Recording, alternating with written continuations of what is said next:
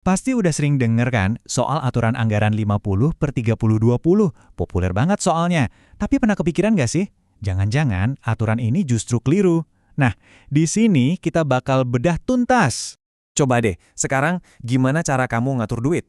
Mungkin ada yang udah pakai formula populer kayak 50/30/20. Kelihatannya sih simple ya, dan menjanjikan banget. Tapi beneran ampuh nggak sih buat semua orang? Buat yang mungkin belum tahu, aturan 50-30-20 ini dipopulerkan sama Senator Amerika Serikat Elizabeth Warren. Gagasannya sederhana banget. Setengah dari gaji kamu buat kebutuhan kayak bayar kosan dan makan, 30% buat senang-senang kayak nonton atau jajan kopi, dan sisanya 20% itu buat nabung dan investasi. Nah, kedengerannya kan rapi banget ya, gampang diikuti. Tapi pertanyaannya, di dunia nyata yang isinya macem-macem, dengan kondisi keuangan yang beda-beda, apa iya rumus sesimpel ini beneran bisa jalan? Gimana kalau kita coba bedah lebih dalam? Gimana kalau ternyata aturan super terkenal ini justru salah total buat kebanyakan dari kita? Yuk kita uji sama-sama. Oke, buat ngebuktiin kelemahannya, kita bahkan uji aturan ini di dua skenario yang benar-benar kontras. Satu yang keuangannya pas-pasan banget, satu lagi yang gajinya selangit. Jadi gini, di satu sisi bayangin ada seorang bapak dengan 4 anak dan seorang istri yang nggak bekerja. Di sisi lain, ada seorang profesional muda yang masih lajang, lulusan kampus top, dengan karir yang cemerlang. Kebayangkan? Bedanya kayak langit dan bumi. Oke, kita mulai dari skenario pertama dulu ya. Bapak kepala keluarga ini gajinya sesuai UMR Jawa Tengah, yaitu ya sekitar 2 juta rupiah sebulan. Sekarang, coba kita paksa masukin aturan 50/30/20 ke gaji dia. Hasilnya, 1 juta buat kebutuhan, 600.000 buat keinginan, dan 400.000 buat nabung atau bayar utang. Nah, sekarang coba kita pakai logika dikit deh. 1 juta rupiah buat hidup 6 orang sebulan di zaman sekarang. Cukup nggak? Dan yang lebih nggak masuk akal lagi, 600.000 buat happy-happy di kondisi kayak gitu. Jelas nggak realistis kan? Oke, sekarang kita loncat ke skenario kedua dan lihat apa yang terjadi di sini. Si profesional muda ini gajinya 100 juta rupiah per bulan. Iya, kamu nggak salah dengar, 100 juta. Angka ini beneran ada kok di dunia kerja. Kalau kita pakai aturan yang sama persis, dia harus ngabisin 50 juta buat kebutuhan dan 30 juta buat keinginan. Pertanyaannya, apa iya seorang single beneran butuh 50 juta sebulan buat kebutuhan pokok? Dan dengan gaji segitu, nabung cuma 20%, apa itu udah paling optimal? Kayaknya nggak deh. Nah, ini dia intinya. Aturan satu ukuran untuk semua ini gagal total.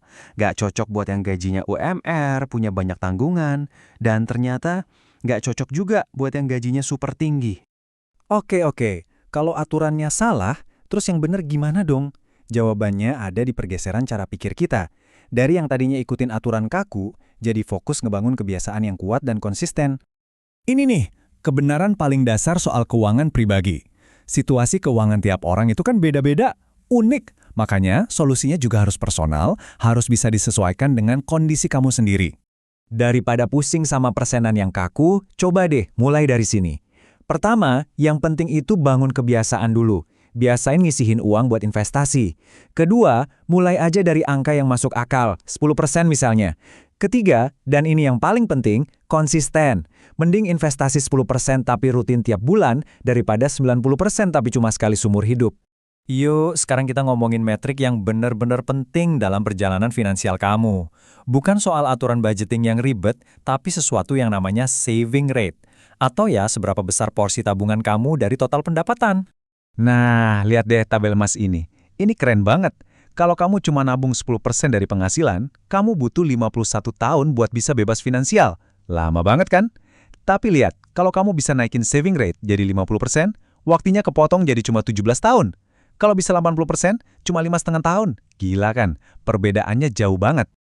Nah, ini nih salah satu jebakan buat investor pemula. Mereka terlalu fokus ngejar imbal hasil atau return gede.